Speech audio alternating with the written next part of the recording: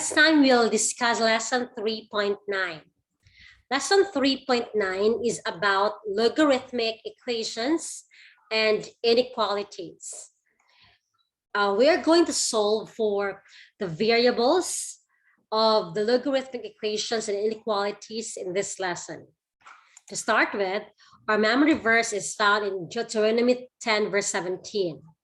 The keyword is not partial. It means not equal, no favoritism.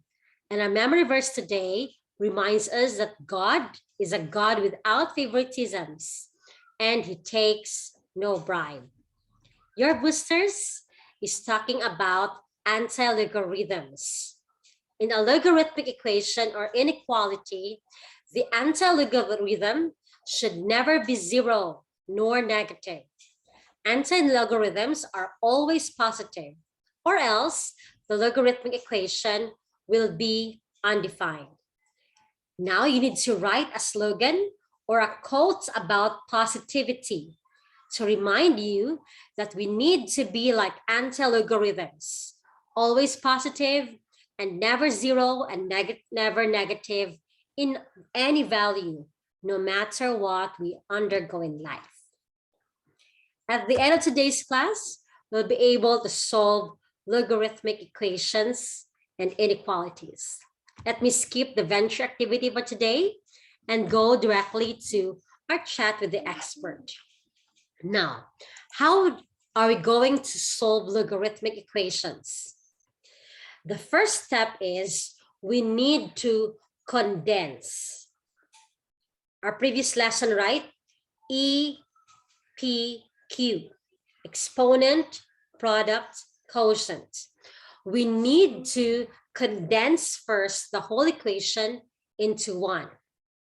Then step number 2, what we have yesterday, we need to write the logarithmic equation into exponential form. Then steps 3 and 4 were discussed last week. We need to solve for the variable of the exponent. Let's start. Now, here's the first one. Log 4 of 2x is equal to log 4 of 10. We need to write this in one equation. So condense. Log 4 of 2x, the transfer, minus log 4 of 10 equals 0. Condense. No exponents, no products. Let's go to quotient. Log 4 of 2x over 10. Now, we can equal 0. We can simplify this. This becomes log 4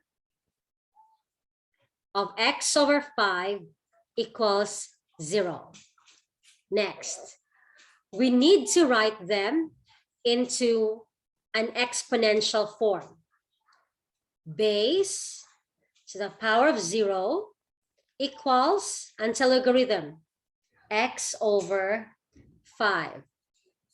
So we have x over 5 equals 4 to the power of 0 is 1. Multiply, we have x is equal to 5. This is now the answer. Any questions? No questions? We'll go to the next one. Okay. There's only one logarithmic expression. So step 1 is okay. Let's go to step 2. We rewrite this to exponential. I suggest you start with the anti-logarithm first. X plus 8 equals, this is the base, 5 exponent, 5 cubed. So we have x plus 8 equals 125. We do transposition. X equals 125 minus 8. So x is equal to 117. Any questions for number 2? No questions? I'll go to number 3. Okay. There's also one logarithmic expression. So we can rewrite it to exponential. Anti-logarithm equals the base 3 exponent 2. So we have 2x minus 1 equals 9. We do transposition. So 2x is equal to 9 plus 1. 2x is equal to 10. Divide both by 2. So x is equal to 5. Questions? Easy, right? You can make it.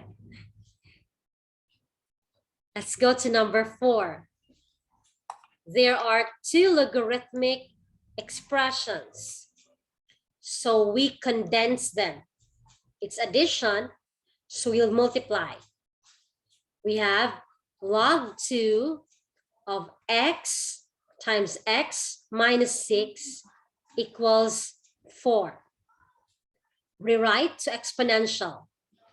Copy the anti-logarithm. X times x minus 6 equals the base, the exponent. So we now have, let's do this one, the quadratic first. Distribute. X squared minus 6x equals 8. We do transposition again. That's x squared minus 6x minus 8 equals, sorry, not 8, 16. Minus 16 equals 0. We do factoring for this. It's going to be x minus 8 times x plus 2 equals 0. So the value of our x can be 8. The other, it can be negative 2. But remember, our anti-logarithm, the x should never be negative. So negative 2 is not possible because we could not have log 2 of negative 2 here. It's not, it's undefined. So our only answer is 8. Any questions?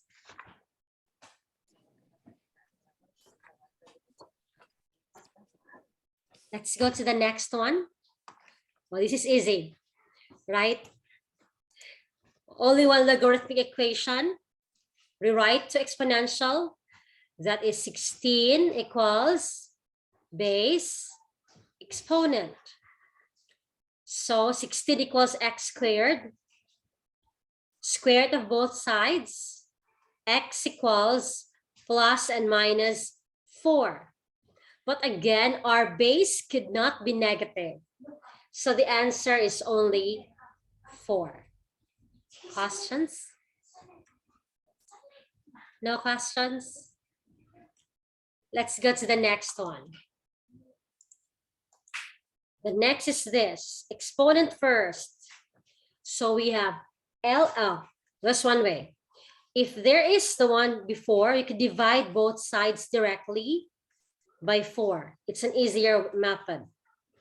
So we have ln of 2x equals 3. Next, to cancel this, we need to have both sides in base e. That's one way to cancel ln. Then we make these 2 as exponents. ln of 2x and ln of, sorry, not ln, and equals 3. Remember, e to the power of ln is canceled. So you have 2x equals e cubed. Divide it both by 2 using your calculators. The answer is approximately. We say approximately when it's already an estimation. 10.04. That's the answer for x. Let's go to the last example for the equations. We just have one logarithmic expression. You know it's base 10, right? When there's nothing written in the base. So let's write it in exponential. Antilogarithm first equals base exponent. So x squared equals 100. Square root of both sides, x equals plus and minus 10. The two are okay. Why is it okay? Because anyways, when you write x there, you will square it. So if you have 10 squared, your antilogarithm is 100. If you have negative 10 squared, your antilogarithm is still 100. So it's just okay. Questions? No questions? Let's go to the inequality. Now, in the inequality, the first step is be sure that your inequality is defined.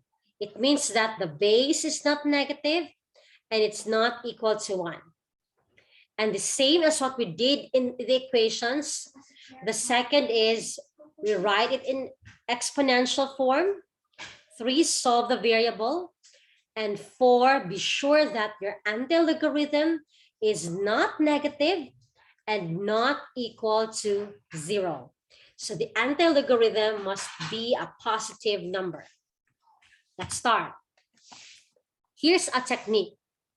When both have the same bases, you can simply cancel the base and just go to the antilogarithm immediately. Let's solve. 2x transpose minus x less than 2 transpose plus 1. So we have x greater than 3. How do we write it in an interval notation? 3, comma, positive infinity. That's the answer. Questions? 3 more, then we'll go to our quiz. The next one. There's only one logarithmic expression, so we need to write it in an exponential form. You start with the antilogarithm, copy the sign, base, exponent. So x is less than or equal to 243. But remember, our antilogarithm should be greater than 0. So how will we write it? That's 0, comma, 243 included. This is now the answer. Questions? Let's go to example number 3. Oh, same base, right? Same base, cancel. So x plus 1 less than 2x. Let's transfer it. So 1 is less than 2x minus x. So x is greater than 1. Means x is greater than 1. So you say it's 1, comma, positive infinity. The last example. You start with the antilogarithm. That's x plus 8 less than or equal base exponent.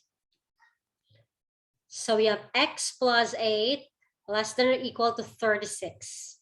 Transpose. X is greater than or equal, less than or equal to 36 minus 8. So x is less than 28. But here, our antilogarithm should never be negative. So our antilogarithm should be greater than 0. It means that for anti-logarithm not to be negative, our x should be greater than negative 8. So x should be greater than negative 8. So how will we write it? It starts from negative 8 to 28. Sorry, negative 8 to 28 included. Why do I have braces here? Because of the equal to sign. Any questions? That ends our solving for logarithmic inequalities and equation.